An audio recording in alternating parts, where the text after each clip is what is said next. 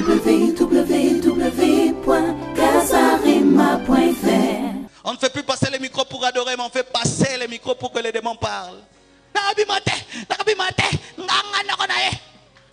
Bêtises, bêtises, des bêtises et des bêtises et des bêtises. C'est pourquoi, bien aimé, si tu chasses les démons, tu ne dois jamais tomber dans l'orgueil parce que tu chasses des dépouillés.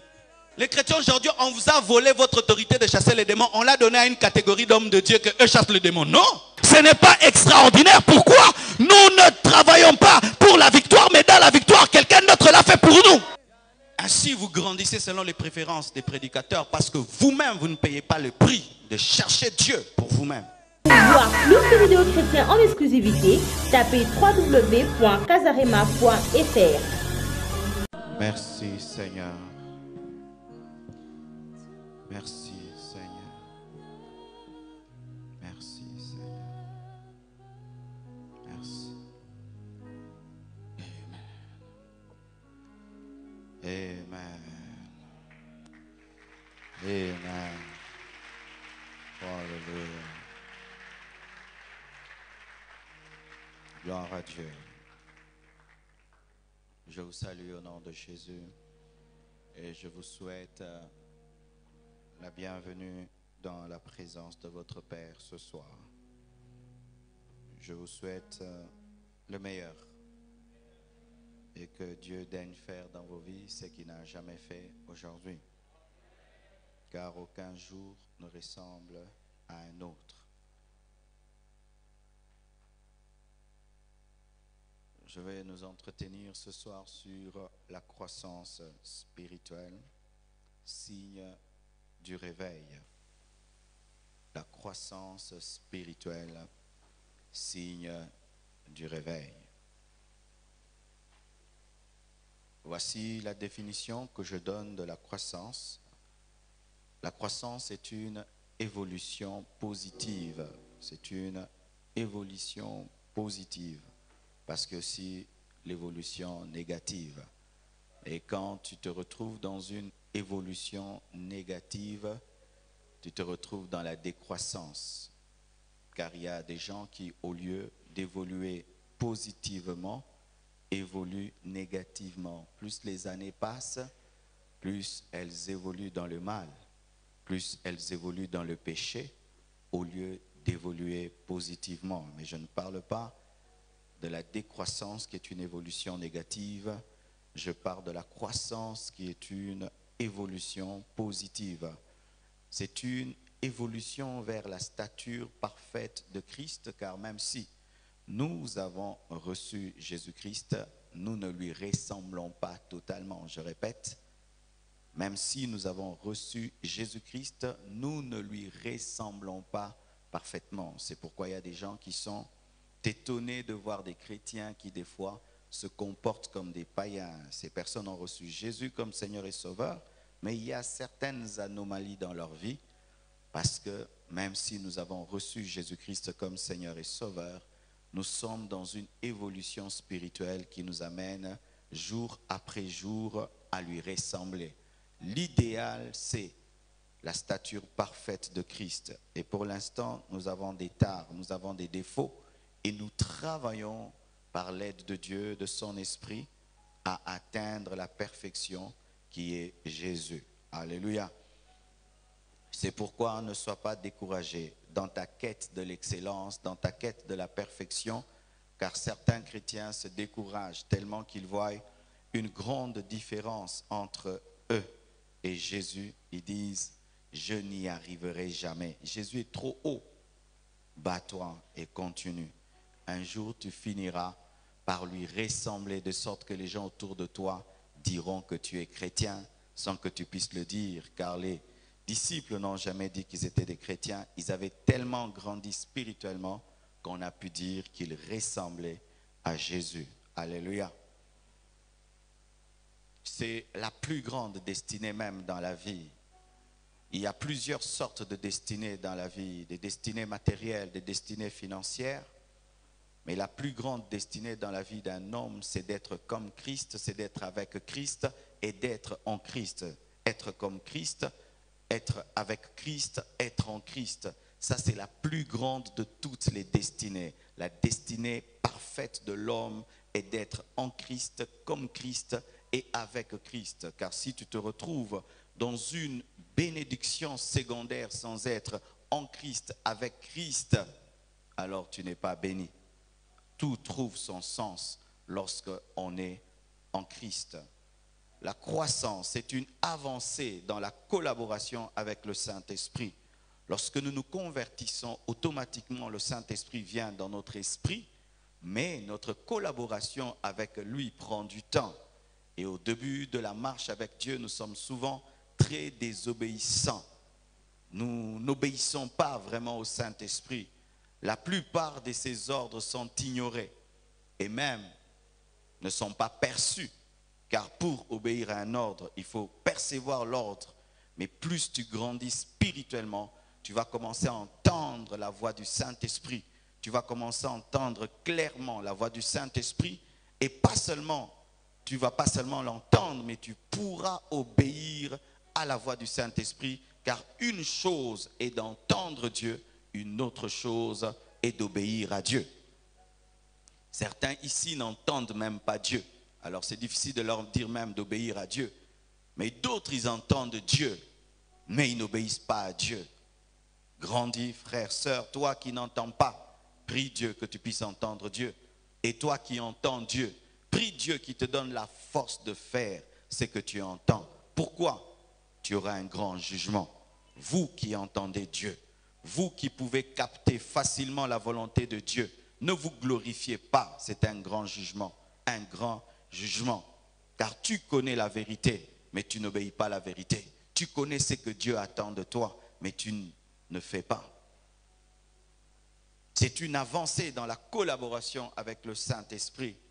C'est une avancée dans le service divin.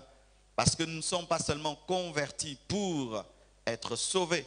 Nous ne sommes pas convertis seulement pour aller au ciel, sinon Jésus-Christ allait nous enlever le jour de notre conversion. Mais nous sommes aussi convertis pour servir celui qui nous a sauvés. C'est pourquoi en attendant, nous sommes là en train de prêcher avec ce soleil qui m'éblouit le visage. Mais je prêche parce que je ne suis pas seulement sauvé pour être béni. Je suis sauvé pour servir celui qui m'a sauvé. Et vous qui êtes sauvés, mais vous ne servez pas Dieu, vous avez un problème dans votre croissance. Il y a un temps dans la vie où tu viens à l'église et on te prêche, on t'enseigne, mais après, tu dois entrer dans un département de l'église. Et vous qui voulez entrer dans un département de l'église, nous avons une formation d'une année que nous donnons, que nous appelons l'école de membres. Allez à l'école de membres, faites-vous former pendant une année et ensuite servez Dieu. Car le plan de Dieu dans l'église est que tous les croyants soient transformés en serviteurs. Je répète, le plan de Dieu dans l'église est que tous les croyants soient transformés en serviteurs. Car il est écrit que les 5 ministères nous sont accordés enfin du perfectionnement des saints pour l'œuvre du ministère. Car les ministères travaillent dans l'église pour pousser les chrétiens à servir Dieu. Si jusque-là je ne suis pas encore arrivé à t'amener à servir Dieu, je suis en train d'échouer. Car l'église, bien-aimé, le ministère n'est pas là seulement pour vous pousser à attendre la bénédiction, mais vous pousser à servir Dieu. Vous qui attendez d'être bénis, est-ce que vous servez Dieu? Quel est le travail que tu fais pour Dieu pour qu'il te récompense? Quel est le travail que tu fais pour Dieu pour qu'il te bénisse? Car la bénédiction est une récompense. Les apôtres, lorsqu'ils se sont convertis, ils n'ont pas attendu des bénédictions. Ils ont commencé à servir le Maître. C'est alors que Dieu a fait d'eux des grands hommes. Ne recherchez pas d'abord à être béni lorsque vous venez à Christ. Cherchez à servir celui qui vous a servi, celui qui vous a donné sa vie. Servez-le. Et il y a tellement de manières de servir Dieu. Tellement et tellement, tellement de manières de servir Dieu. Les hommes qui mourront sans servir Dieu n'auront aucune raison au dernier jour. Certains diront, on ne m'a pas donné la chair à l'église. Pour servir Dieu, tu n'as pas besoin qu'on te donne la chair. Certains diront, mais moi, on ne me connaissait pas. Pour servir Dieu, tu n'as pas besoin qu'on te connaisse. Certains diront, je n'avais pas de l'argent. Pour servir Dieu, on n'a pas besoin que de l'argent. Il y a des infirmes qui servent Dieu. Des infirmes, mais qui servent Dieu. Qui servent Dieu. Des pauvres qui servent Dieu. Des enfants qui servent Dieu. Aujourd'hui, il y a même des prédicateurs qui ont 5 ans, qui ont 6 ans, qui prêchent. Un phénomène spirituel dans le monde actuel. Des enfants qui servent Dieu. Croître en Christ, ce n'est pas seulement croître dans sa bénédiction. Croître en Christ, c'est croître dans son service. Et Jésus-Christ donne une parabole dans Marc 4, verset 3 à 8. Il dit, écoutez, un semeur sortit pour s'aimer. Comme il s'aimait, une partie de la sémence tomba le long du chemin. Les oiseaux vinrent et la mangèrent. Une autre partie tomba dans un endroit pierreux où elle n'avait pas beaucoup de terre. Elle leva aussitôt parce qu'elle ne trouva pas un sol profond. Mais quand le soleil parut, elle fut brûlée et sécha, faute de racines. Une autre partie tomba parmi les épines. Les épines montèrent et l'étouffèrent, et elle ne donna point de fruits. Mais une autre partie tomba dans la bonne terre. Elle donna du fruit qui montait et croissait, et elle rapporta 30, 60 et 100 pour un. La sémence peut être bonne, mais si le cœur est mauvais, il n'y aura pas de croissance. Je répète, la sémence peut être bonne, mais si la terre est mauvaise, il n'y aura pas de croissance. C'était la même graine qui était sémée dans la terre rocailleuse. C'était la même graine qui était sémée au bord du chemin. C'était la même graine qui était sémée dans les épines et la même graine qui était sémée dans la bonne terre. Frères et sœurs, nous écoutons tous la même parole. Lorsque je prêche, Dieu ne bouge pas les oreilles de celui-ci et ouvre les oreilles de celui-là. Quand je prêche, je ne dis pas une partie à tel coin et une autre parole à un autre coin. Vous entendez en ce moment même la même parole, vous recevez la même sémence, mais la croissance sera déterminée non point par la sémence, mais par la qualité de vos cœurs. Quel est le genre de cœur que tu as apporté ce soir? Quel est le genre de cœur que tu as apporté ce soir? C'est pourquoi deux personnes peuvent se convertir le même jour, mais ne pas grandir de la même manière. Même si ces personnes ont le même pasteur, la même onction coule sur le pasteur lorsqu'il prêche, il prie pour ces personnes. La différence est déterminée par le cœur. Quelle est la qualité du cœur que tu as? Tu as un cœur rempli des soucis, des épines, des soucis de la vie. Un homme qui écoute la parole maintenant, mais pendant qu'il écoute, il est dans les soucis de la vie, ne recevra pas la sémence comme il se doit et ne portera pas des fruits. C'est pourquoi vous devez veiller sur vos cœurs lorsque vous écoutez la parole. Veillez sur vos cœurs lorsque vous écoutez la parole de Dieu. Un cœur qui est rempli d'amour pour le monde ne saura recevoir la parole, même si c'est une bonne parole. Un cœur qui n'est pas disposé à pratiquer la parole, un cœur religieux, ça veut dire un homme qui vient à l'église seulement pour venir, il écoute la parole seulement pour l'écouter, sans le but de changer. Cet homme peut recevoir une bonne parole, une bonne sémence, mais les oiseaux, le diable viendra voler cette parole parce qu'il ne pourra la comprendre. Alors que je prêche, où sont tes pensées? Es-tu en train de réfléchir avec le Saint-Esprit? Car c'est la meilleure manière d'écouter la parole. Réfléchir avec le Saint-Esprit pendant qu'on te prêche et éviter de tomber dans des divagations des pensées et éviter que ton cœur se livre à autre chose pendant qu'on t'enseigne, car il est possible d'être physiquement présent mais spirituellement absent. Est-ce que ton cœur aime Dieu? Est-ce que ton cœur aime la croissance spirituelle? Est-ce que ton cœur est toujours à la recherche de plus de Dieu? La même sémence qui n'a pas pu produire dans les épines, la même sémence qui n'a pas pu produire dans les rocs, la même sémence a porté du fruit, de sorte qu'elle a rapporté 1%, c'est-à-dire un bénéfice de 100%. Ne te glorifie pas d'avoir un pasteur qui t'enseigne bien. Ne te glorifie pas d'avoir un prédicateur qui te prêche la vérité. Cessez de vous glorifier de cela parce que c'est un jugement pour vous. Arrêtez de vous glorifier d'écouter des bonnes prédications. Arrêtez de le faire, bien-aimés. Car c'est un jugement divin. Car la Bible dit, celui à qui on aura beaucoup donné, on demandera beaucoup. Et si tu es une terre rocailleuse, tu gaspilles la sémence. Si tu es une terre épineuse, tu gaspilles la sémence. Il fallait qu'on concentre toute la sémence sur la bonne terre, afin que le semeur ne puisse pas perdre son temps. Bien-aimés frères, sœurs, aujourd'hui vous devez vérifier l'état de votre cœur. Et comment, frères et sœurs, vous pouvez entendre tellement de prédications, mais si vous restez les mêmes, cela révèle une seule chose, vous avez des mauvais cœurs. Celui qui a un bon cœur change. À chaque prédication, il change. À chaque prédication, il change. À chaque message, il prend une décision parce qu'il est la bonne terre. C'est pourquoi avant de venir à l'église, prenez le temps de préparer vos cœurs. C'est pourquoi nous prenons le temps même d'adorer avant d'écouter la parole. Ce n'est pas la religion. Ce n'est pas une habitude. Ce n'est pas une routine spirituelle qui nous pousse à chanter, à danser avant d'écouter la parole. Nous préparons nos cœurs. Pourquoi? Car si la sémence rencontre une mauvaise terre, l'ennemi va voler. Bien-aimé, toute parole que tu ne comprends pas sera toujours volée par le diable. C'est pourquoi tu peux avoir des années dans le Seigneur, mais tu oublies même des messages d'il y a une semaine, d'une année, de 2 ans, 3 ans. Des choses même que tu as écrites dans ton cahier, mais que tu as oubliées. Pourquoi? Le cœur était mauvais.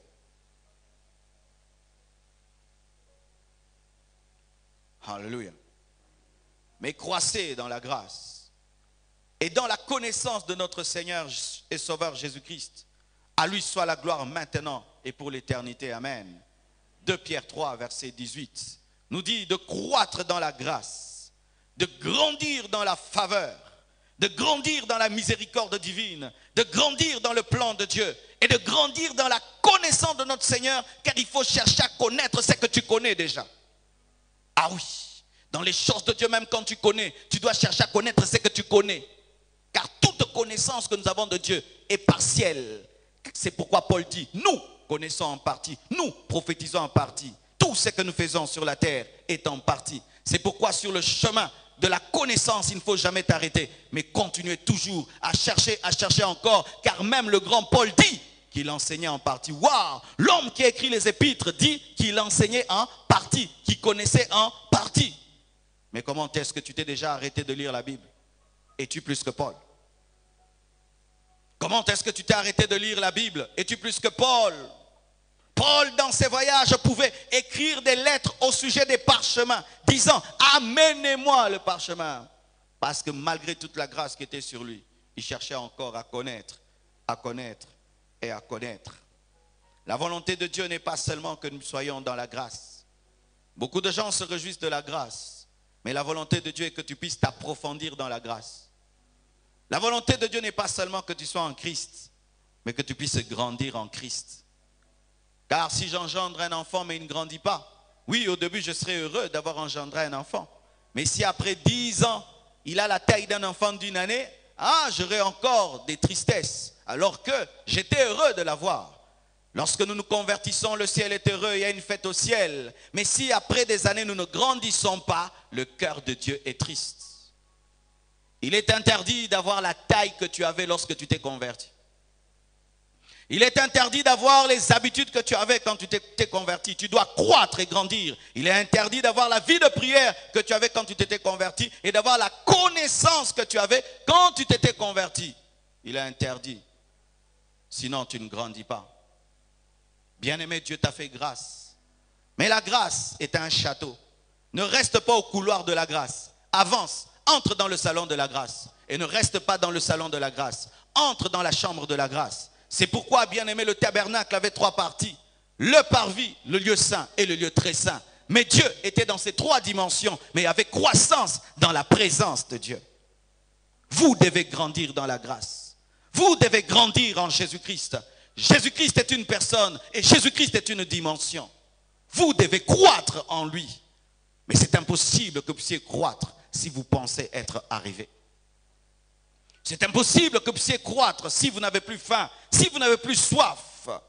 Si au plus profond de vous, le souci de croître n'est plus, mais le souci de ces choses, des choses de ce monde, commence à remplir vos cœurs. C'est ce qui étouffe la parole. C'est ce qui étouffe la parole. Le souci du siècle présent. Et bien aimé, regardez les hommes et les femmes qui se livrent au souci du siècle présent.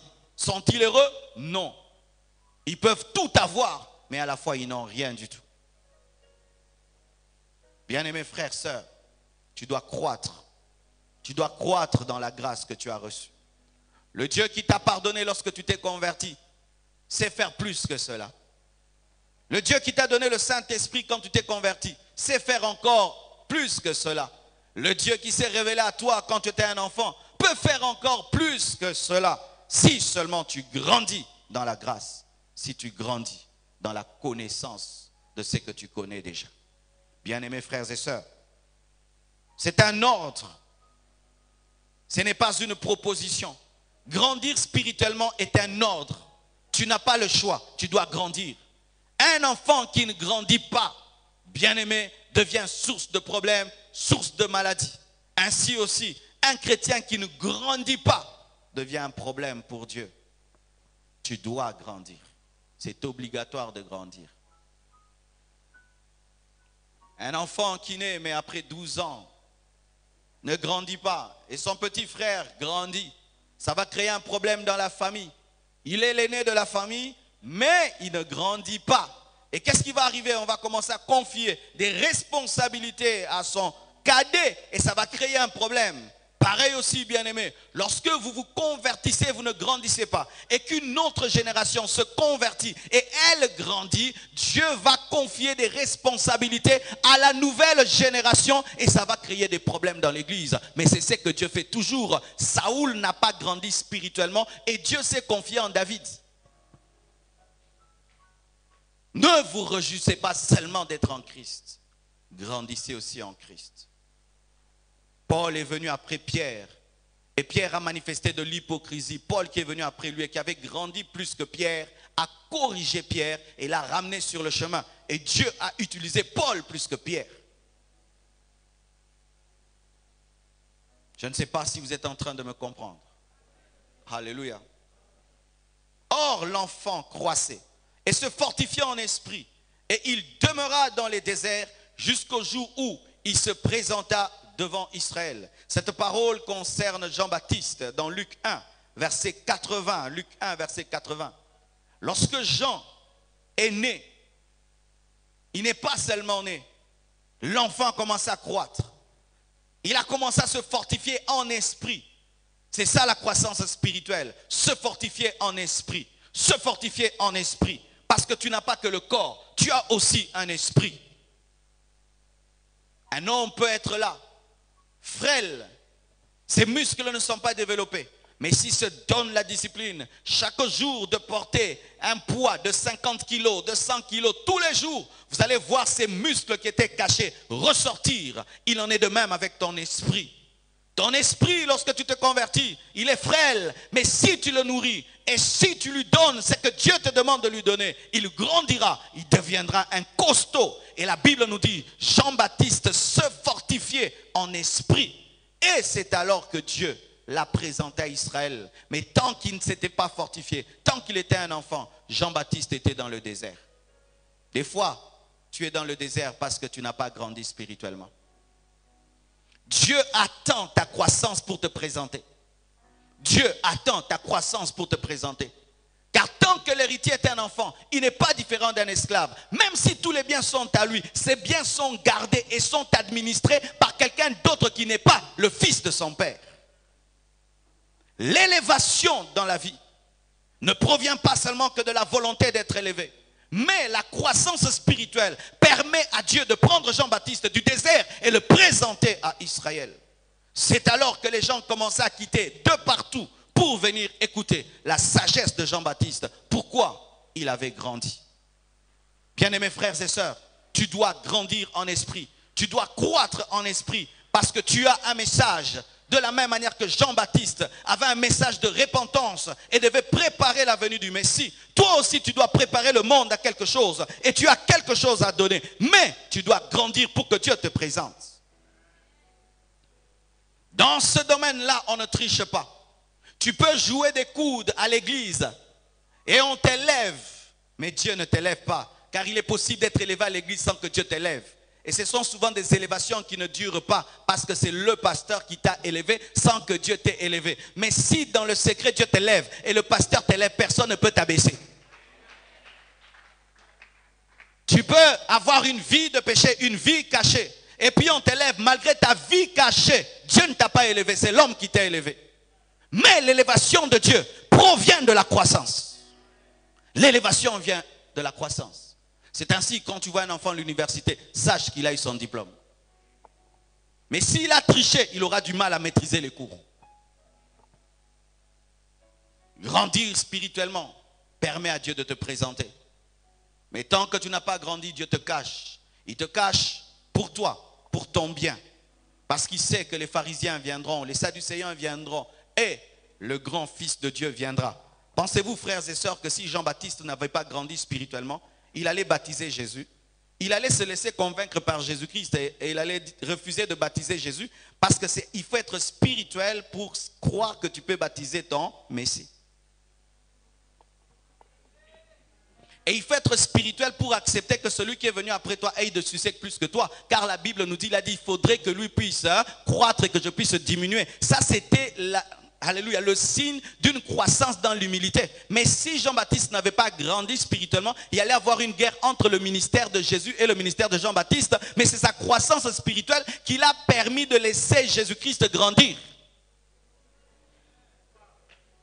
Dieu connaît les tempêtes qui t'attendent dans l'élévation. C'est pourquoi il ne te présente pas maintenant, mais dans le secret, il te dit de grandir. Lis ta Bible, jeune, sanctifie-toi. Il sait.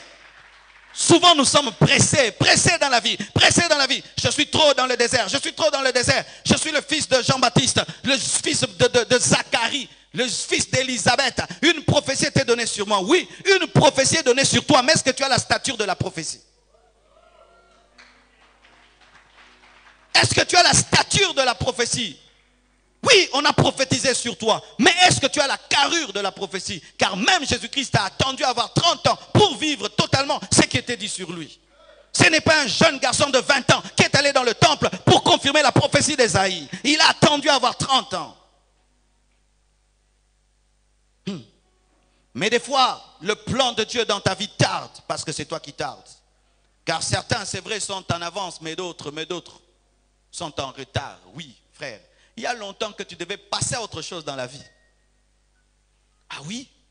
Mais je vous assure, ta vie est monotone. Ta vie chrétienne est monotone. C'est comme les films des Français. Rien du tout. On mange, on cause et on prend du beurre. Lisez seulement la Bible. Des hommes qui grandissent, l'histoire des hommes qui grandissent. Voilà la conversion de Paul. Paul, Jésus-Christ lui apparaît. Après, il jeûne, il prie. Après, Ananias lui ouvre les yeux. Après, il est persécuté. Après, il fuit. Après, il baptise les gens du Saint-Esprit. Après. Tu vois, c'est ça la vie chrétienne. Mais ta vie à toi, si on la suit, on dort. Si on suit ta vie, si quelqu'un vit avec toi tous les jours, il va dormir.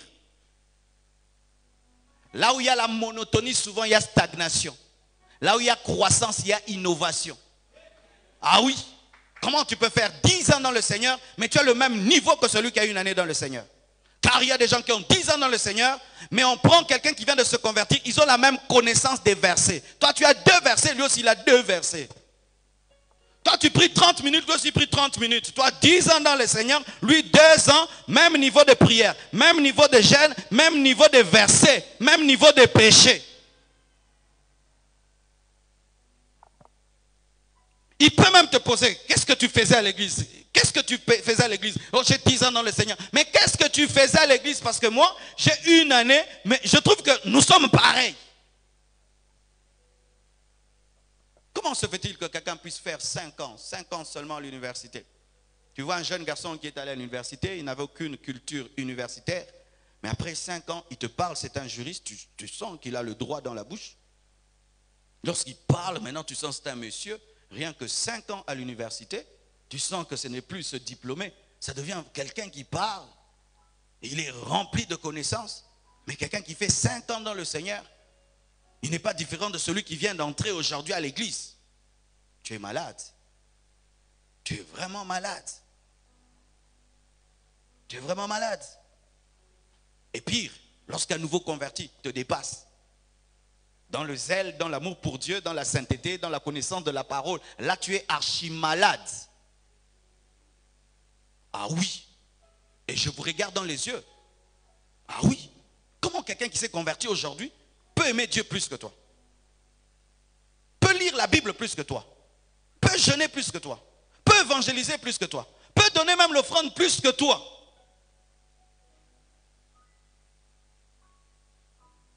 C'est comme un enfant de la maternelle qui maîtrise la science plus qu'un universitaire.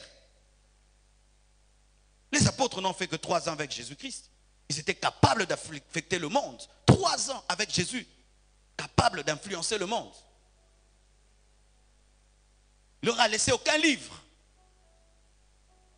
C'est eux-mêmes qui devaient écrire après. Mais vous avez des CD, des DVD. Mais incapables de transmettre un seul message de ton pasteur du début à la fin. Une seule prédication de ton pasteur du début à la fin, de la donner à quelqu'un. Tu ne l'as jamais fait. Mais 10 ans dans l'église. Bien-aimés frères et sœurs, Dieu te présentera lorsqu'il aura fini de te cuire. Il te présentera lorsqu'il aura fini de te brûler. Car l'argile ne quitte la main du potier que lorsque c'est devenu un vase capable de bénir le monde. Et nous sommes des argiles dans les mains du potier. Et si, bien-aimé, tu ne collabores pas avec Dieu, tu vas rester là, dans la maison du potier. Et les gens vont te doubler, ils vont te doubler, et tu vas dire que c'est la faute du potier, mais c'est toi qui ne collabores pas avec les mains du potier. La Bible est donnée à tout homme, à toute femme. Certains obéissent à la parole, d'autres n'obéissent pas. Certains prennent Dieu au sérieux, d'autres le prennent à la légère. Certains le craignent, d'autres ne le craignent pas. Certains croient que c'est la parole de Dieu, prennent Dieu au mot et cherchent à vivre cela. Mais d'autres pensent que ce sont des aventures. Pensez-vous que ces personnes auront la même vie? Pensez-vous que ces personnes auront la même vie? Pendant que l'autre est très sérieux dans sa spiritualité. Mais toi, tu es dans les aventures. Pensez-vous que vous aurez la même vie? Pensez-vous que vous aurez le même résultat? Pensez-vous que Dieu vous accompagnera de la même manière? Pensez-vous que vous aurez le même nombre des anges? Pensez-vous que vous aurez la même onction? Pensez-vous que vous aurez le même impact? Jamais. Jamais. Au nom de la grâce, beaucoup d'hommes et de femmes ne payent pas le prix. Alors que l'homme qui a enseigné la grâce a dit, je cours et je frappe. Non pas comme battant l'air, non pas comme à l'aventure. Je traite durement mon corps de peur d'être disqualifié après avoir prêché aux autres paroles de l'enseignant de la grâce.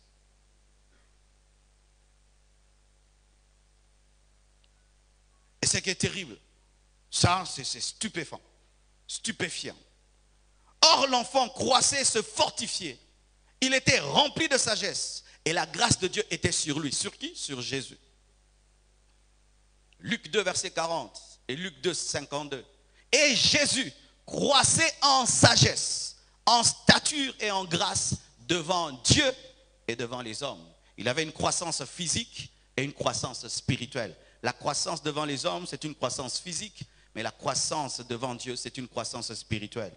Regarde ton voisin, pose-lui la question. Qui es-tu devant Dieu? Un nain ou un géant? Réponds-lui alors. Sans mentir.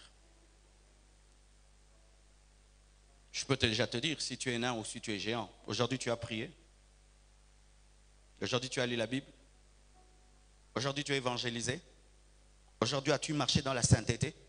Aujourd'hui as-tu parlé au Saint-Esprit. Alors tu peux savoir si tu es un nain ou si tu es un géant. Et c'est malheureux si je suis le pasteur des nains.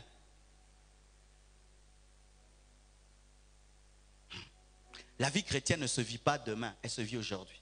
Je ne quantifie pas ma vie chrétienne par rapport à hier, ni par rapport à demain, par rapport à aujourd'hui. Ai-je été un homme de prière? Ai-je été un homme de sainteté? Est-ce que j'ai gagné les âmes? Est-ce que mon cœur était totalement à Dieu? Parce que demain ne m'appartient pas et hier ne m'appartient plus. Et la Bible dit que Jésus croissait spirituellement. Mais comment? Il est Dieu. Il grandit aussi spirituellement. Comment expliquer que Jésus, Dieu, grandit? Parce que dans sa dimension humaine, il devait être un exemple pour nous, qui serons les fils de Dieu par adoption, et nous enseigner qu'il faut croître, pas seulement physiquement, mais spirituellement. D'ailleurs, vaut mieux avoir des problèmes physiques, mais ne pas avoir des problèmes spirituels, car le spirituel peut affecter le physique et transformer le physique. Jésus croissait en sagesse, croissait en intelligence, de sorte qu'à l'âge de 12 ans, il était plus sage que ceux qui étaient dans le Sanhédrin, maintenant à l'âge de 30 ans. Tu n'as pas compris. À l'âge de 12 ans, Jésus avait déjà grandi dans la sagesse de sorte qu'il confondait les gens qui étaient dans le temple. Et maintenant, quand il avait 30 ans, bien-aimés frères et sœurs, naître est une bonne chose. Mais le Fils de Dieu aussi est né, mais n'est pas resté dans la naissance, il a grandi. Autant physiquement, autant spirituellement. Vous devez grandir. Vous devez croître dans votre sagesse. C'est-à-dire, on t'écoute aujourd'hui, tu parles plus que hier. Et on t'écoute demain, tu as plus de sagesse qu'aujourd'hui. Mais tu ne peux pas avoir des années dans le Seigneur, mais tu n'as toujours pas de sagesse. Parce que la sagesse est un signe de maturité. On reconnaît d'ailleurs une personne mature par sa sagesse. De sorte même, lorsqu'un enfant manifeste la sagesse, on dit à ça Mukolo. Bien-aimés frères et sœurs, quand tu lis la Bible dans les Proverbes et dans Ecclésiaste, quel livre de sagesse! Je vous assure, mes frères et sœurs, si vos parents et vos amis ne vous conseillent pas, ce n'est pas grave. Lisez le livre de Proverbes et d'Ecclésiaste, vous serez des hommes sages.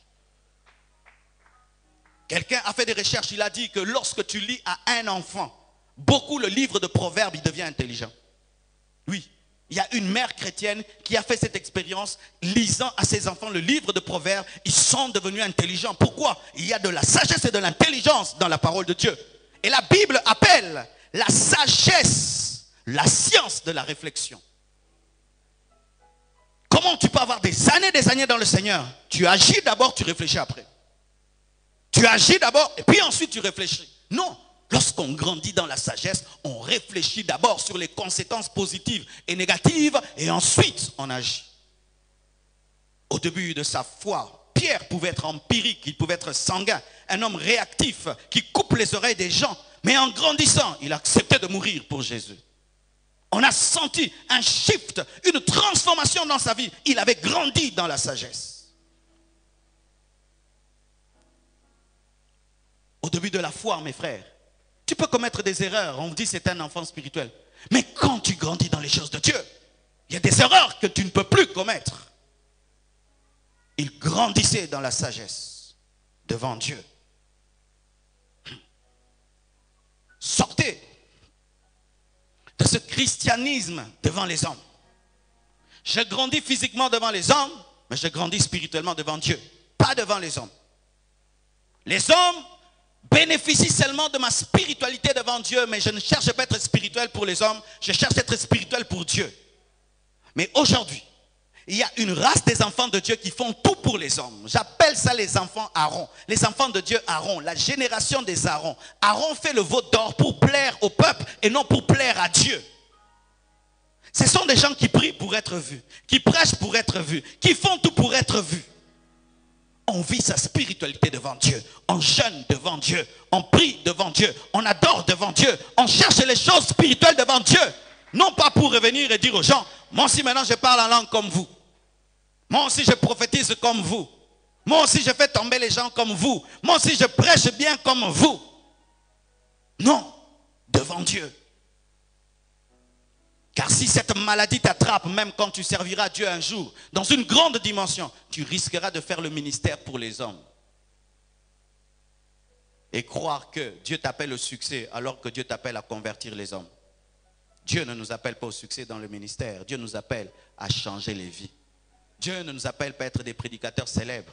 Dieu nous appelle à être des prédicateurs qui transforment les cœurs. Car tu peux être célèbre, mais tu ne transformes personne. Tu peux faire des plaintes, tu ne transformes personne. Tu peux être invité dans le monde entier, tu ne transformes personne. Tu peux être sur toutes les affiches, mais tu ne transformes personne. Et au dernier jour, tu n'as rien. Parce que la seule chose que tu as eue, c'est le succès. Ne vivez pas d'abord devant les hommes, vivez devant Dieu. Alléluia. Des fois, je vois des gens même sur Internet, tu écris une belle parole sur Facebook, blessure intérieure, personne ne s'en occupe. Mais quelle parole profonde. Et tu vois la personne demain, elle change les paroles sur Facebook. Que Dieu vous bénisse, que Dieu soit avec vous. J'aime. Ne cherche pas à ce que les gens aiment. Cherche à être fidèle à ce que Dieu t'a dit. Ne cherche pas à être connu dans l'église, cherche à être fidèle à Dieu. Ne cherche pas ce qu'on dise que tu es un homme spirituel. Je peux dire que tu es spirituel, mais toi-même tu sais que tu ne l'es pas. Devant Dieu. Devant Dieu. Et la Bible dit, frères et sœurs, l'Église était en paix dans toute la Judée, la Galilée, la Samarie, s'édifiant et marchant dans la crainte du Seigneur. Et elle s'accroissait par l'assistance du Saint-Esprit. Elle ne s'accroissait pas par la manipulation et par les faux miracles. Elle ne s'accroissait pas par les fausses prophéties. Elle s'accroissait par le Saint-Esprit. J'aime une croissance produite par le Saint-Esprit parce que tu n'as pas besoin de manipuler les gens pour qu'ils reviennent encore. C'est pourquoi j'aime quand l'église grandit parce que les gens aiment Dieu. Ils aiment la parole, ils aiment la sainteté. Tu n'as pas besoin de leur brandir bénédiction demain pour venir. Je n'ai pas besoin de te promettre une bénédiction pour être béni. Tu as seulement à craindre Dieu, à marcher dans la parole de Dieu. Même si ce n'est pas un culte de bénédiction, tu seras béni. C'est pourquoi je ne dis pas année 2, année 2, année 2. Ce sera l'année 2, ta marche avec Dieu. Parce que pour celui-ci, c'est l'année du brisement. L'autre élévation, l'autre régression, l'autre cela. Tu vivras cette année ce que tu vis avec Dieu dans le secret. Année 2, année de toi et Dieu.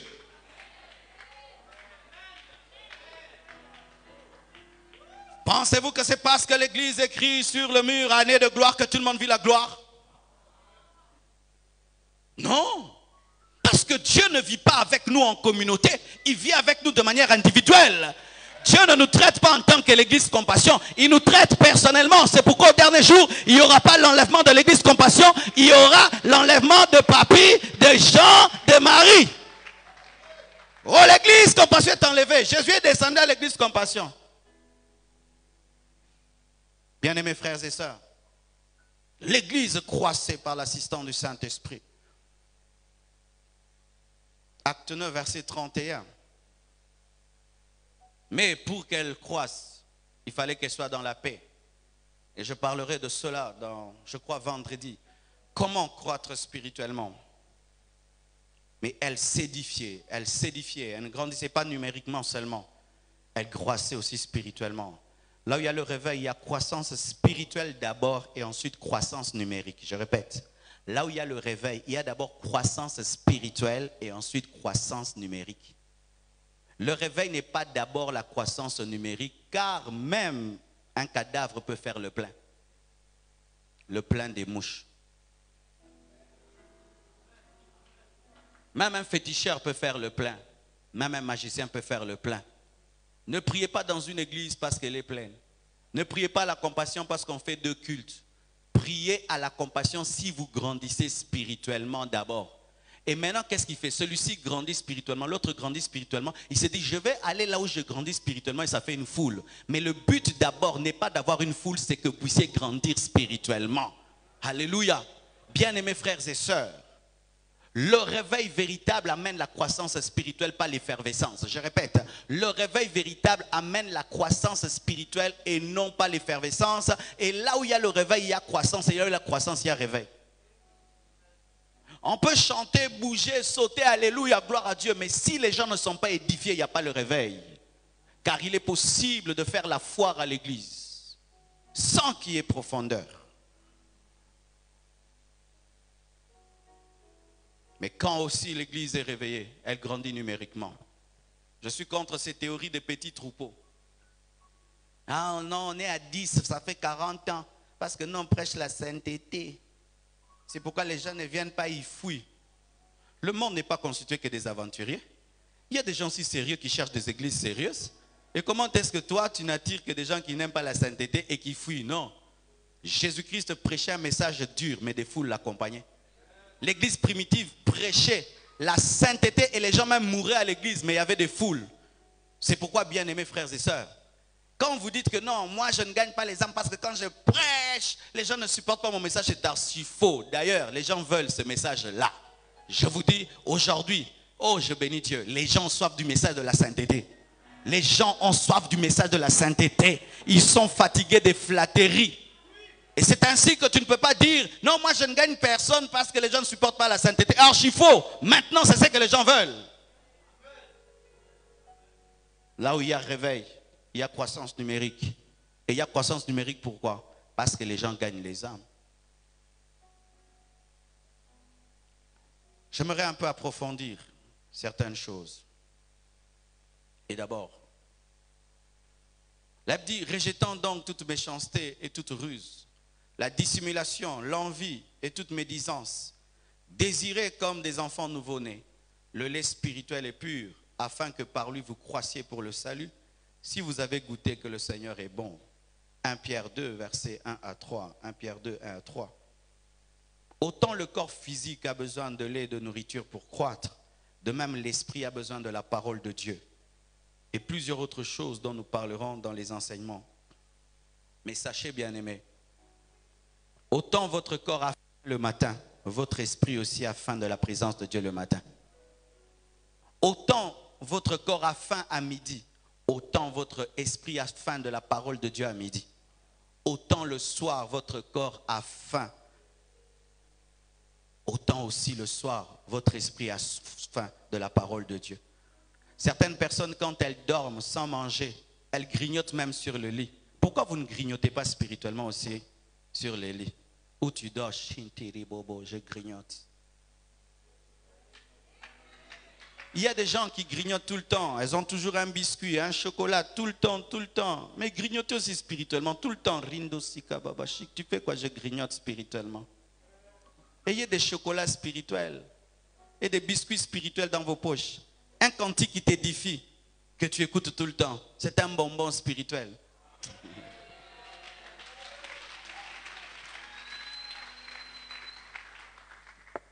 Ayez du jus spirituel partout où tu es, de sorte qu'en permanence, tu es en train de te nourrir. Et qu'est-ce que cela va faire? Peu de temps, tu grandiras. Et les gens te diront, tu es pasteur. Tu dis, non, je ne suis même pas pasteur, je suis un frère. À qui on dit il est pasteur sans être pasteur? Ah, que Dieu te bénisse. C'est un signe que tu grandis spirituellement. Alléluia. L'une des choses qu'on me disait quand j'étais infidèle, pasteur, j'ai dit, je ne suis pas pasteur, ne m'appelle même pas pasteur. Non, mais toi tu es pasteur. Pourquoi tu parles comme un pasteur? Je ne suis pas pasteur, je ne serai jamais pasteur. Mais toi, les gens te disent, il faut que tu te convertisses. Non, ça fait 10 ans que je suis converti. Toi, pendant que les autres sont confondus à des pasteurs, toi tu es confondu à un païen. Tu passes comme ça, tu dis, oh c'est le Moranza, Jibé. Mais d'autres sont confondus au pasteur Marcelo. Tu dois changer, tu dois changer, tu dois changer, tu dois changer. Alléluia. Et tu dois te nourrir spirituellement pour grandir. Car si on fait quelque chose pour croître physiquement, on doit aussi faire quelque chose pour croître spirituellement. Et je parlerai de ces choses le vendredi. Mais aujourd'hui, je vais parler des domaines dans lesquels on grandit. Et les domaines qui révèlent qu'une personne grandit ou ne grandit pas. La croissance spirituelle est l'une de mes passions dans la vie chrétienne. Quand j'ai donné ma vie à Jésus-Christ, la première chose que j'ai cherché, c'est de grandir. Tu t'imagines des années, tu es dans le monde, et j'étais quelqu'un qui lisait beaucoup. Je lisais beaucoup les bandes dessinées, et puis j'ai pris goût à beaucoup lire. Et quand je suis venu à Jésus, j'ai trouvé une Bible que je n'avais jamais lue. J'allais à l'église catholique, mais je ne lisais jamais la Bible. De ce côté-là, vraiment, l'église catholique nous a rendu un mauvais service. On allait à l'église, jamais avec la Bible, on ne l'ouvrait jamais. Et je me suis rendu compte que je n'avais jamais lu la Bible. Je voulais connaître le Dieu qui était dans cette Bible. Je voulais savoir qu'est-ce que la Bible disait de moi. Quelles sont les promesses qui étaient dans cette Bible? Et qu'est-ce que cette Bible m'enseignait? Et tellement que je voulais savoir, j'ai commencé la lecture de la Bible par Apocalypse. Je voulais savoir comment cette Bible finissait. Et chaque année, j'ai cherché à connaître Dieu. Quand j'avais un problème spirituel et que personne ne m'aidait, j'allais acheter un livre qui résolvait ce problème. Si j'ai un problème de foi, je vais dans une bibliothèque, je cherche un livre sur la foi, je l'achète. Si j'ai un problème de vie de prière, je vais dans une bibliothèque, je cherche un livre sur la prière. C'est ainsi que j'ai commencé à grandir plus que mes amis. Mes amis avaient que la Bible, qui ne lisaient pas. Moi, je lisais la Bible et quand j'étais bloqué, j'ai acheté des livres et je comprenais plus vite qu'eux.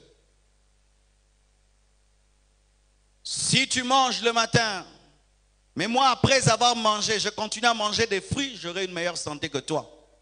Et si toi, ici seulement, tu ouvres la Bible, mais quelqu'un d'autre l'ouvrira encore la nuit, il va grandir plus que toi. Parce que certains, c'est seulement ici à l'église que vous ouvrez la Bible, et c'est seulement aujourd'hui que vous touchez la Bible. Si votre Bible pouvait parler, elle allait vous accuser.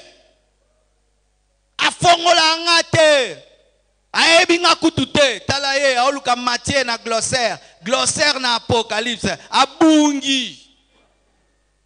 Si on fait seulement un concours ici, cherchez le livre d'Habakkuk, tu vas trouver. Habakkuk, tu vas trouver. Sophonie, tu vas trouver. Nahum, tu vas trouver. Matthieu 7, tu vas trouver. Demandez, on vous donnera. Cherchez, vous trouverez. Frappez, on vous ouvrira. Maternelle spirituelle.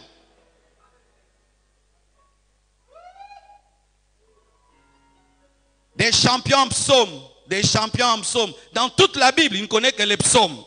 Moi, si j'ai des problèmes, je lis les psaumes. Est-ce qu'on vous a dit qu'on lit seulement les psaumes quand on a des problèmes? On lit aussi Ézéchiel quand on a des problèmes. On attend à psaume, ce qui m'a camé les kelingayi. Pasteur, on a psaume te. N'a psaume te peso.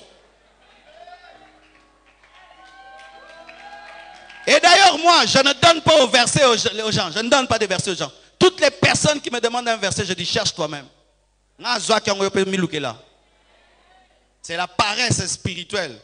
Cherche toi-même, cherche. Même si ça te prend une semaine, cherche. Le verset que tu cherches, que tu trouves, tu vas l'aimer et tu vas le garder. Et tu sauras dans quel coin de la Bible il est. Mais celui qu'on te donne comme ça, tu vas l'oublier.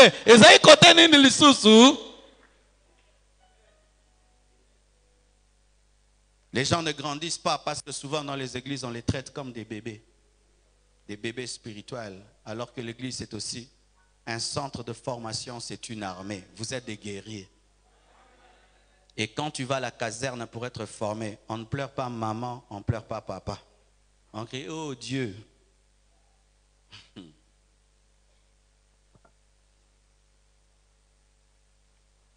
Bien-aimés frères, voici certains domaines. Et j'aimerais que vous puissiez faire l'étude et l'examen de vous-même. Le culte d'aujourd'hui, c'est ainsi qu'il sera.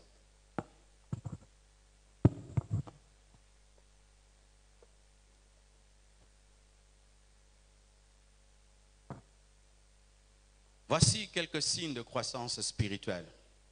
Lorsqu'un enfant grandit physiquement, on voit les signes. Celui qui marchait à quatre pattes, d'ailleurs celui qui ne marchait pas, commence à marcher à quatre pattes. Mais on est content. Mais si tu vois un enfant même une année et demie, qui continue à marcher à quatre pattes, on est vraiment inquiet. Oracle a marché après une année. On a eu peur. Il ne marchait pas. Il était seulement en train de ramper. Et ramper bizarrement. Le jour qu'il a marché, c'était comme un paralytique qui a marché. On était content. Oh, Oracle a marché. Pourquoi? Ça avait duré. Mais si l'enfant marche, c'est bien. Mais si après des années, il ne parle pas, c'est encore un problème. Donc à chaque étape de sa vie, il faudrait que des choses s'ajoutent. Il en est de même spirituellement. On se convertit, on ne connaît pas la Bible. Mais si, malgré qu'on a pris des années, on ne connaît toujours pas la Bible, c'est un problème. Est-ce que vous connaissez maintenant la Bible? Est-ce que tu connais la Bible? Est-ce que tu te retrouves dans la Bible? Est-ce que tu sais manier la Bible? Est-ce que tu sais manier la Bible? Est-ce que tu médites la Bible? Dans mon expérience pastorale, j'ai remarqué que les gens prient plus qu'ils lisent la Bible. Surtout au Congo. Les gens prient beaucoup, mais ne lisent pas beaucoup la parole. C'est comme si tu vas au tribunal. Tu as beaucoup de volonté, malobébélé, mais tu n'as pas d'article. Est-ce que tu vas gagner? Au samba, mais il y a des ordres. Mais tu n'as pas d'article, tu n'as pas d'argument. Est-ce que tu maîtrises la Bible? Est-ce que tu sais la différence qu'il y a entre l'Ancien Testament et le Nouveau Testament? Je vois des gens qui prennent des versets de l'Ancien Testament, qui l'appliquent directement au Nouveau Testament. Qui lisent la Bible comme si Jésus n'est jamais venu. Et lorsqu'ils se retrouvent dans l'Ancien Testament, ils sont réellement sous la loi. Et quand ils entrent dans le Nouveau Testament, ils annulent aussi tout ce qui est dans l'Ancien Testament. Est-ce que tu as maîtrisé ces deux choses? Et je vous assure, j'ai maîtrisé ces choses, pas parce qu'on me les enseignait à l'église. J'ai cherché à les maîtriser moi-même. Quand je vous enseigne l'eschatologie, ce n'est pas à l'église qu'on m'a enseigné l'eschatologie. Moi-même, j'ai acheté un livre d'eschatologie que j'ai avalé. Mais je n'étais pas prédicateur, j'étais un enfant de Dieu. Je voulais connaître le plan de Dieu depuis la Genèse jusqu'à l'Apocalypse. Je voulais savoir. Et le jour que j'ai fini de lire ce livre-là, j'ai crié, Satan, tu n'es pas intelligent. Comment tu m'as laissé connaître ces choses? Je n'abandonnerai jamais Dieu. Et cela m'a aidé. Dans la vie chrétienne, ce n'est pas seulement, tu ne connaîtras pas que c'est que le pasteur t'enseigne. Moi, je n'enseigne pas cela. Le pasteur t'enseigne, mais tu fais aussi des recherches personnelles. Car si je suis un amoureux du Nouveau Testament, je n'enseignerai jamais l'Ancien Testament, mais il se peut que la révélation qui va changer ta vie se trouve dans l'Ancien Testament et est confirmée dans le Nouveau Testament. Peut-être que je n'aime jamais lire Habakkuk, mais toi, ta révélation est dans Habakkuk. Si toi-même, tu ne vas pas la chercher, comment est-ce que tu vas vivre ta destinée?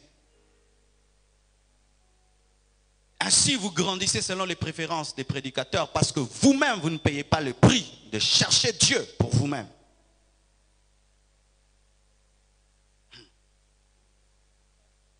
J'étais au pied d'un homme de Dieu qui prêchait beaucoup la foi, beaucoup l'onction et la puissance. Mais moi, j'avais grandi aussi dans le domaine du caractère, de la discipline et de la sanctification, parce que je prenais ce qu'il m'enseignait, mais je cherchais aussi comment demeurer dans la sainteté. Et aujourd'hui, je suis devenu un prédicateur de la sainteté, mais si je n'écoutais que ce que lui m'a enseigné, je n'allais pas prêcher la sainteté. Est-ce que vous comprenez ce que je dis? Ainsi, frère, on peut faire une année à l'église, on ne fait qu'un seul jeûne de 30 jours, mais toi, ta destinée veut que tu sois un homme de jeûne. Tu ne vas pas attendre que je puisse décréter un jeûne. Tu vas faire tes jeûnes parce que ta destinée réclame une vie de jeûne. Oh non, c'est la église où vous jeûne, mais qui est là? Mais qui est là? Est-ce que tu médites la parole? Quand on grandit, on ne peut pas passer une journée sans lire la Bible. Et quand on n'a pas même lu, on cherche même un verset. Et quand on ne l'a pas fait, on cherche même dans son esprit un verset qu'on connaît et on commence à le ruminer. Car méditer en soi, ce n'est pas seulement, ce n'est pas lire, mais c'est ruminer. Et les ruminants, qu'est-ce qu'ils font? Ils mangent et puis ils ramènent encore, ils vomissent mais gardent dans la bouche, ils mangent encore. C'est pourquoi une chèvre peut te manger des trucs qu'elle a mangé le matin. Ainsi, ruminer la parole, c'est lire la Bible. Je donne l'exemple le matin, mais toute la journée, tu continues à réfléchir sur la Bible, c'est ça, méditer. Mais ce n'est pas lire, parce qu'il y a lire la Bible et méditer la Bible. Mais c'est la méditation qui est claire, car tu peux lire, tu bats les records d'avoir lu la Bible, mais tu ne l'as pas comprise. Et moi, j'ai fini la Bible. Qu'est-ce que tu as compris? J'ai fini seulement.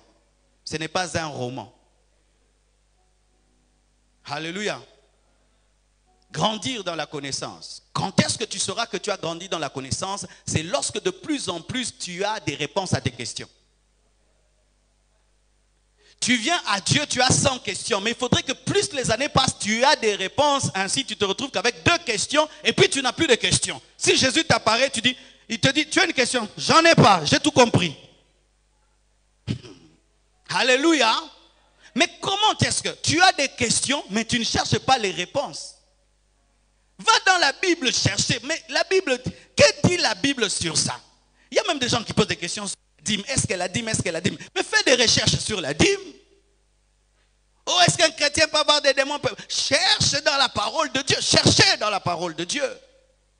Lorsque tu as des questions sans réponse, ça prouve que tu ne grandis pas dans la connaissance.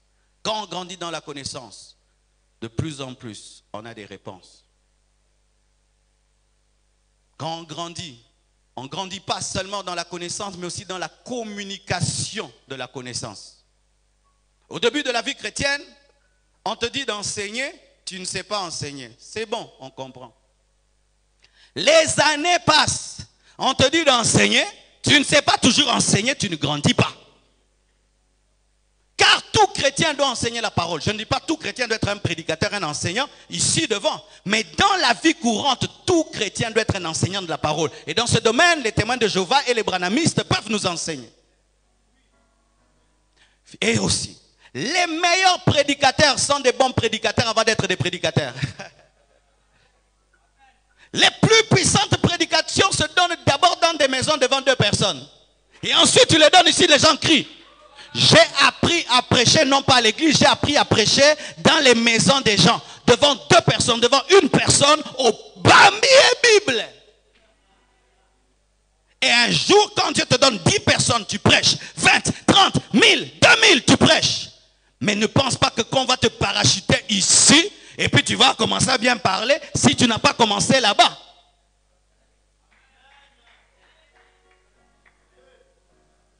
Quand tu peux convaincre une personne, sache que tu peux convaincre 2. Et tu peux convaincre 1000. Parce qu'en soi, pendant que je prêche, je ne prêche pas à une foule, je prêche à un homme. Comme je prêchais quand j'étais un enfant. Mais la différence, c'est que j'ai un micro. Et il y a des lumières. Voyez. Jésus-Christ se retrouve devant une femme, la femme samaritaine.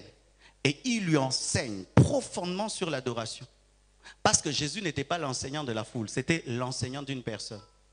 Car quand tu es l'enseignant d'une personne, tu peux prêcher partout.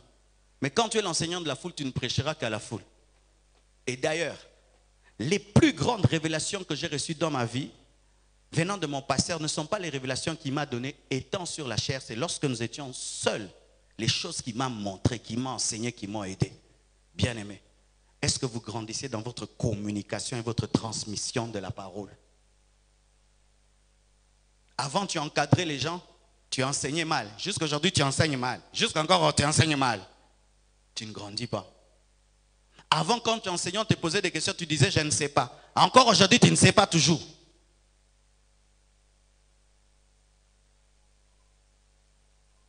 Lorsqu'on grandit dans la communication de la parole. Lorsqu'on grandit, on grandit dans la vie de jeûne et prière. Tu ne peux pas faire des années dans le Seigneur et pour jeûner, il faudrait qu'on te pousse. Tu ne peux pas faire des années dans le Seigneur et pendant tout un mois, tu manges, tu ne jeûnes même pas une seule fois. Non. Les apôtres jeûnaient sans cesse. Paul, parlant de ces jeûnes, dit, il était dans des jeûnes multipliés. Le mois passé, est-ce que tu as jeûné? L'Esprit ne t'a pas dit, non, c'est ta gloutonnerie qui t'a dit de ne pas jeûner. C'est ta gloutonnerie qui t'a dit de ne pas jeûner. Je dis, c'est ta gloutonnerie qui t'a dit de ne pas jeûner. Oyedepo dit qu'il ne peut pas faire une semaine sans jeûner au moins une fois. Il est une église de 100 000 membres. Milliardaire. Il jeûne pourquoi? Dis à ton voisin, Akileli Nini. Milliardaire. 100 000 membres. Hein? Il ne fait pas une semaine sans jeûner une fois. Mais toi, tu n'es même pas millionnaire. Même pas un vélo dehors. Même pas connu à l'église. Bidunda dunda. Déjà sa vie révèle que toi tu blagues. Parce que lui devait se reposer et ne plus chercher. Mais il continue à chercher comme s'il n'a rien. Mais toi tu n'as rien. Tu te comportes comme si tu as tout. Tu penses que le Saint-Esprit peut te dire de manger, de manger, de manger, de manger, de manger. Car même des fois le corps se fatigue de manger. Lui-même, sans l'esprit, à l'embéolia, n'est-ce pas? Et Zamouli Morokila, mais au lia kako forcé, lia kaka. Bono l'exabilo raboyo. Lorsqu'on grandit spirituellement, le jeûne devient ta vie. Et des fois même, tu peux te réveiller avec la pensée de ne pas jeûner. Tu sens que tu dois jeûner et tu jeûnes. Un homme spirituel jeûne. Un homme qui grandit jeûne. Il ne jeûne pas seulement, il prie. Parce que des fois, nous jeûnons sans prier. Et là, c'est un carême. Là, c'est un régime. Lorsque le jeûne n'est pas accompagné de la prière, il ne sert à rien. Parce que le jeûne a toujours sa sœur jumelle, la prière. Les gens ici qui grandissent, ils ont une vie de jeûne et de prière. Vous qui n'avez pas une vie de jeûne et de prière, vous êtes toujours des bébés spirituels. Vous êtes toujours des bébés spirituels. Et j'en profite des fois, lorsque quelqu'un a des problèmes spirituels, et pour sa délivrance, je dis, jeûne 3 jours, comme ça que Dieu récupère même Tu vas jeûner 3 jours. Au salango, nengo salango, na saliso ango te belé.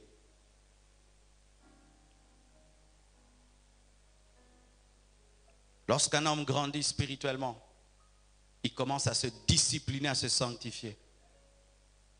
Lorsqu'un enfant est enfant, il joue dans la saleté, mais lorsqu'il grandit, il dit, où est l'eau? Je dois me laver. Je dois me laver. Parce que la croissance amène la sainteté et la discipline.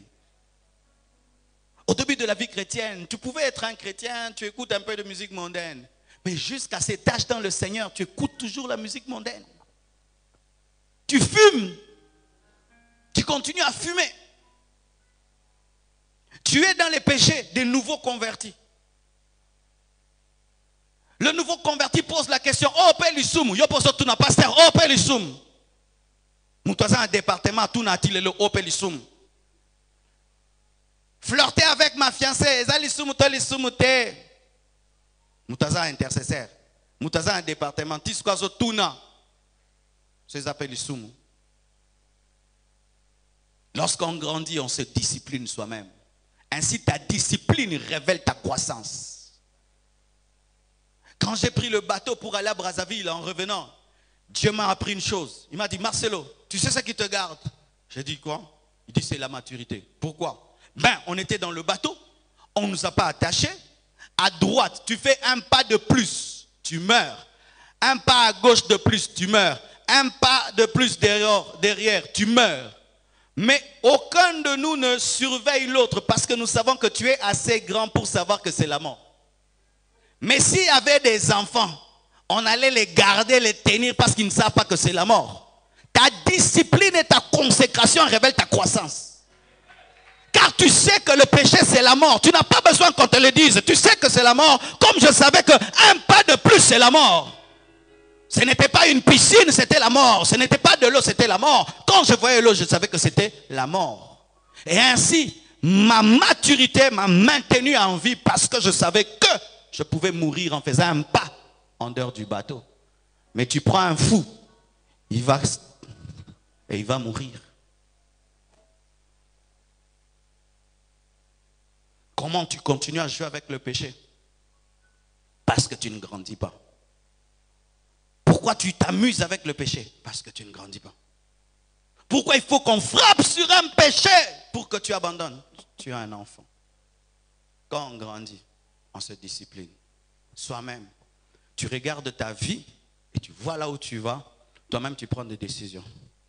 Vu là où Dieu m'amène, ça j'enlève de ma vie, ça j'enlève, ça j'enlève. Désormais, plus ça, plus ça, plus ça. Pourquoi? J'ai compris là où je vais. C'est tout. J'ai compris là où je vais. Je ne peux plus faire ça et ça. Tu as grandi. Tu as grandi.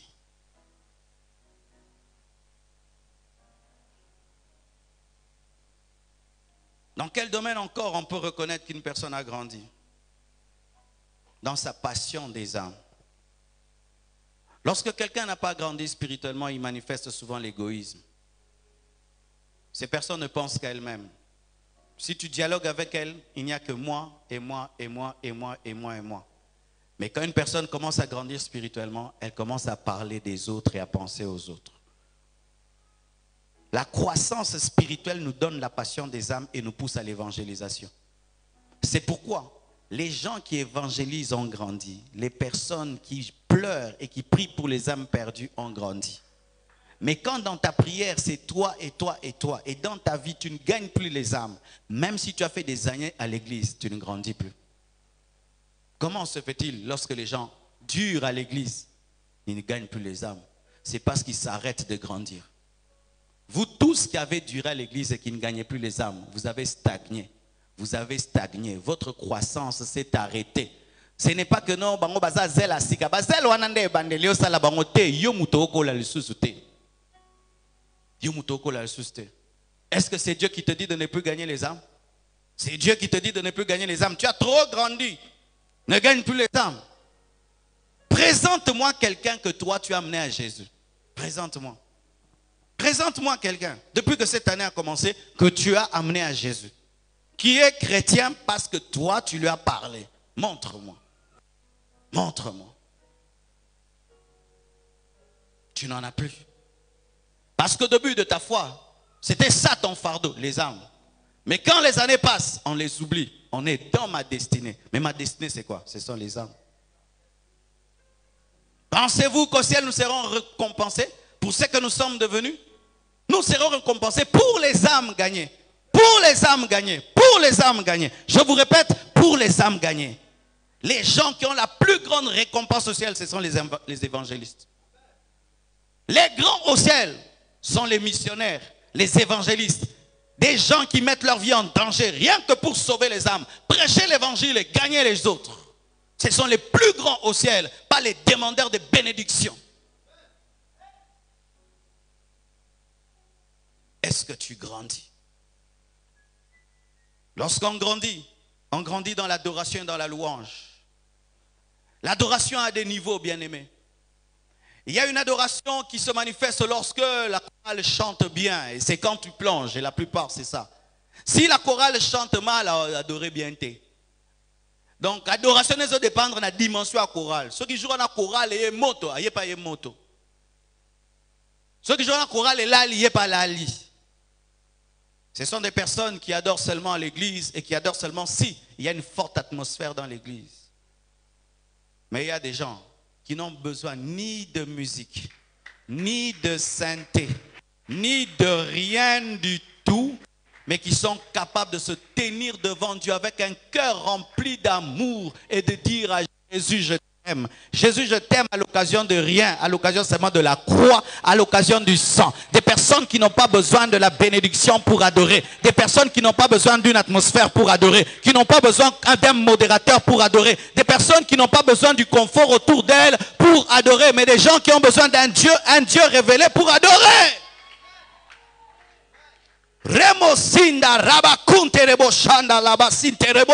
Des personnes qui peuvent sentir le ciel, même si autour d'elles il y a l'enfer. Des personnes qui sont capables de sentir la présence du Dieu qu'elles adorent, même si tout le monde est déconcentré. Des personnes qui peuvent aimer Dieu, même si autour d'elles tout le monde a cessé d'aimer Dieu. Des adorateurs véritables qui adorent en esprit, non par émotion, en esprit et en vérité. Des personnes qui deviennent l'adoration. Parce que le plus haut niveau de l'adoration, c'est lorsque l'adorateur lui-même devient l'adoration. Est-ce que tu grandis dans ton adoration? Ou tu viens à l'église comme un lourdeau? Tu chantes jamais. Tu pleures jamais. Tu dis non, est-ce que j'ai besoin de pleurer? Mais tu pleures quand tu aimes une femme, tu pleures. Quand tu aimes un garçon, tu pleures. Mais maintenant, Jésus, toi, tu l'aimes, tu pleures pas. Pourquoi? Il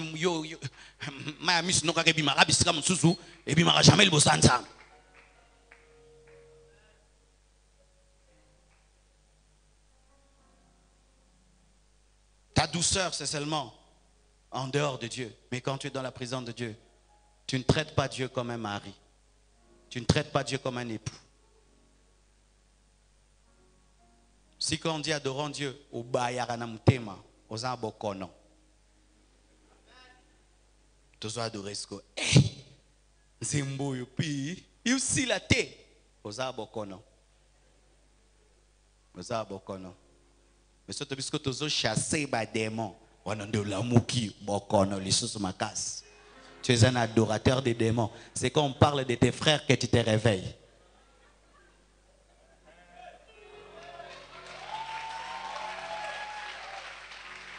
Il y a des gens pendant que je prêche qui dorment. Mais si je commence à parler, dans le deuxième monde, il y a une catégorie des esprits.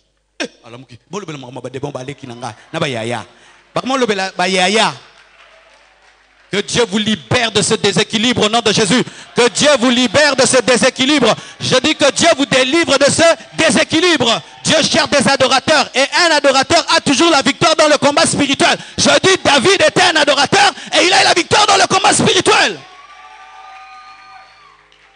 Je ne remplirai pas cette église en parlant des démons. Je parlerai de Jésus, de Jésus, de Jésus, de Jésus, de Jésus, de Jésus, de Jésus, de Jésus, de la parole. Et si vous n'aimerez pas ça, ce n'est pas grave. Des vrais enfants de Dieu aimeront Les vrais enseignements. Monde pandemonium, ça me fait quoi? Que ce soit pandemonium, pandemounia. Ça me fait quoi? Je sais que le diable était dépouillé. Je sais que le diable était dépouillé. Je sais qu'il a été dépouillé. Je sais qu'il a été dépouillé. Laissez-moi m'occuper du chemin de la vérité et de la vie. Laissez-moi m'occuper du roi des rois, de celui qui est mort pour moi. Le diable n'est pas mort pour moi. Les démons ne sont pas morts pour moi. Laissez-moi m'occuper du roi des rois.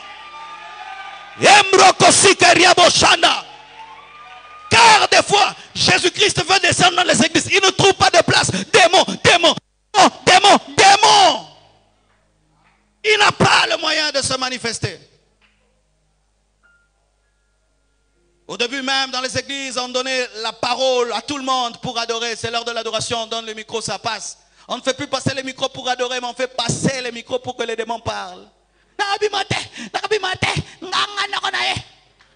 Bêtises, bêtises, des bêtises et des bêtises et des bêtises. Les démons sont des menteurs. On ne peut pas donner le micro aux menteurs. On ne peut pas donner le micro à un menteur à l'église. On ne peut pas. C'est du spiritisme à l'église. Où vous laissez les démons parler au peuple saint de Dieu. Pour montrer que vous avez l'onction pour chasser les démons. Même les intercesseurs chassent les démons. Mais c'est ça, chasser les démons devient extraordinaire. Alors que c'est une promesse faite à tout enfant de Dieu. En mon nom, vous chasserez les démons. Et ça gravité, c'est la vie chrétienne normale que de chasser les démons. Ce n'est pas extraordinaire.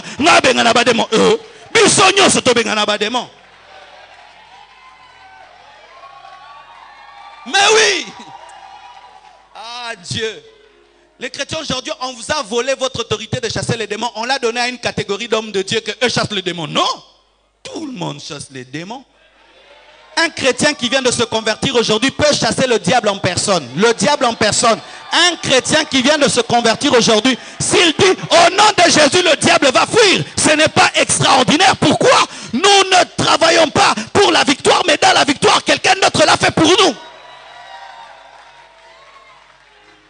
Oh démon na kokete pasaka mutolonge ekomamate yoko bengane. Et bon ce que place pasteur azalate osuga.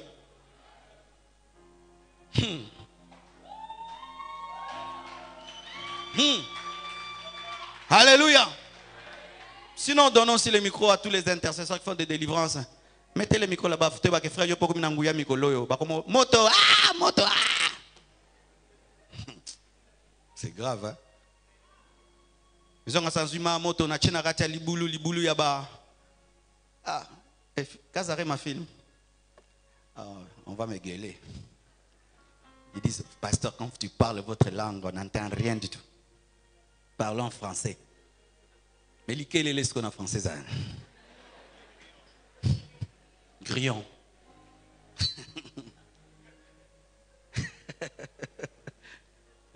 Le likelele.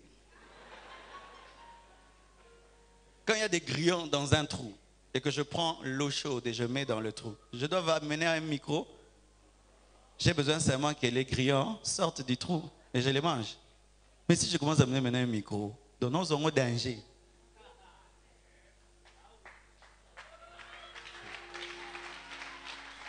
C'est pourquoi, bien aimé, si tu chasses les démons, tu ne dois jamais tomber dans l'orgueil parce que tu chasses des dépouillés.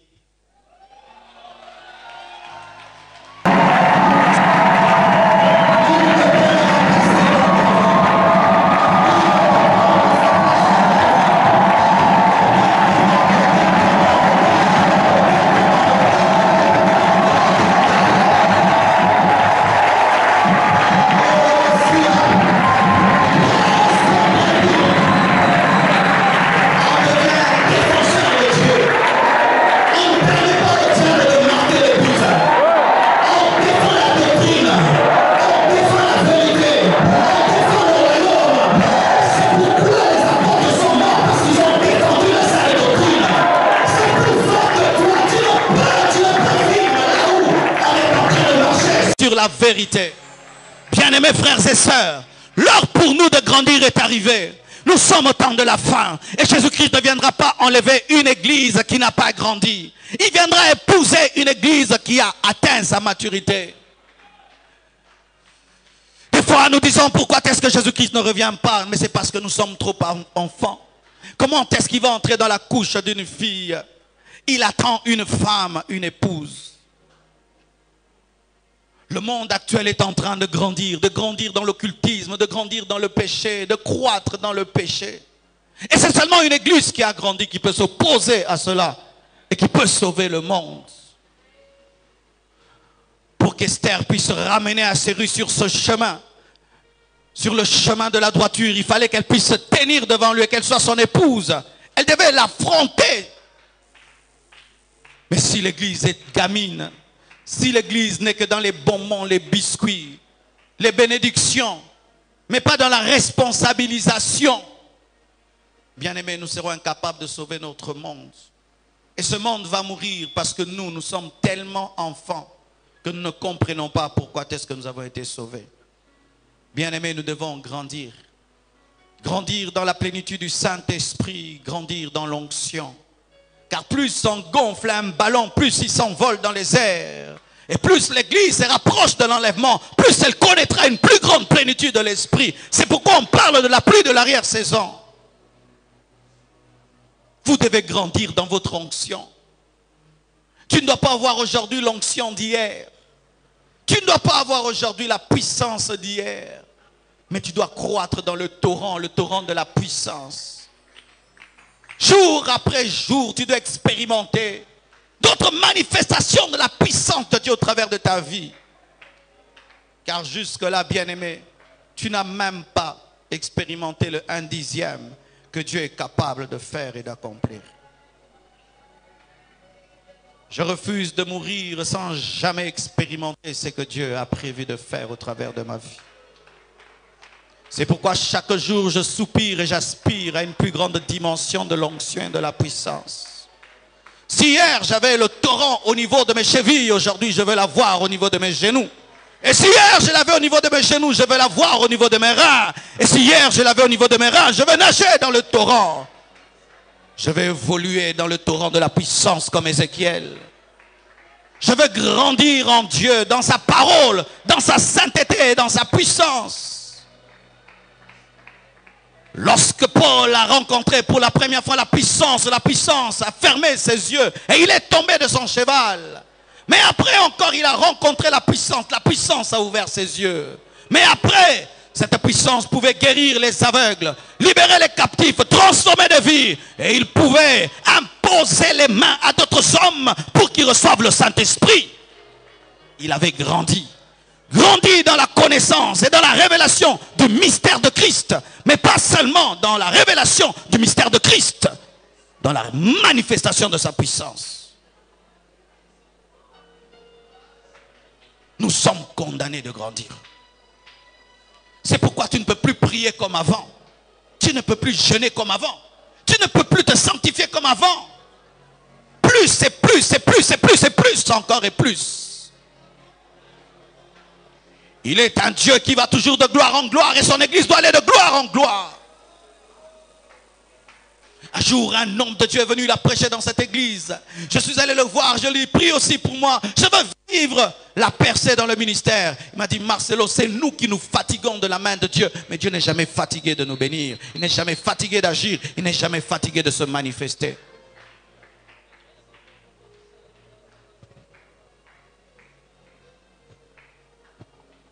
Levez les mains, bien-aimés. Et à la lumière de tout ce qui a été dit ce soir, répandez vos cœurs devant Dieu, je vous en prie. Donnons à Dieu encore quelques minutes ce soir. Prions au nom de Jésus-Christ. Donnons à Dieu encore quelques minutes ce soir. Car je sens sa main en ce lieu. Je sens sa présence ici. Grandis même dans ta foi. Grandis dans la foi. Pourquoi tu doutes chaque fois que tu pries? Aujourd'hui, ne doute pas. Pourquoi tu es distrait chaque fois que tu pries? Aujourd'hui, ne sois pas distrait. Grandis dans ta concentration. Grandis dans ta manière de prier. Grandis dans ta manière de chercher Dieu. Grandis aujourd'hui. Fais un pas de plus dans ta marche. Alléluia.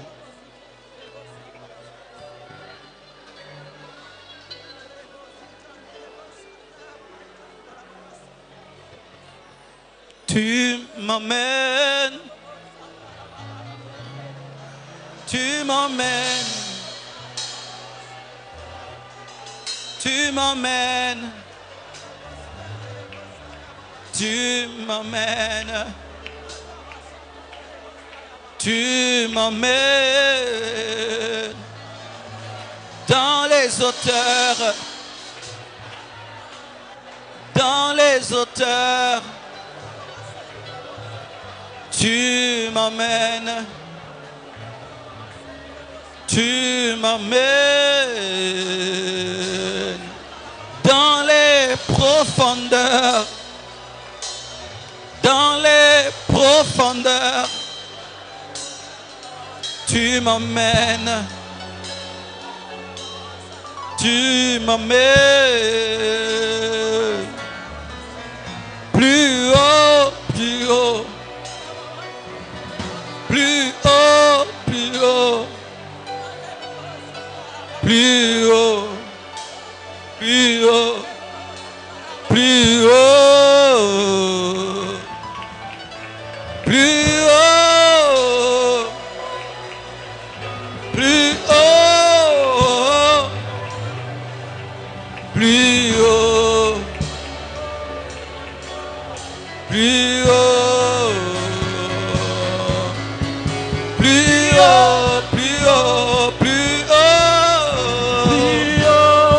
haut. Je veux monter plus haut, aller plus haut, monter plus haut, aller plus haut, monter plus haut, plus haut, plus haut, plus haut, plus haut, plus haut, plus haut, plus haut, plus haut, plus haut.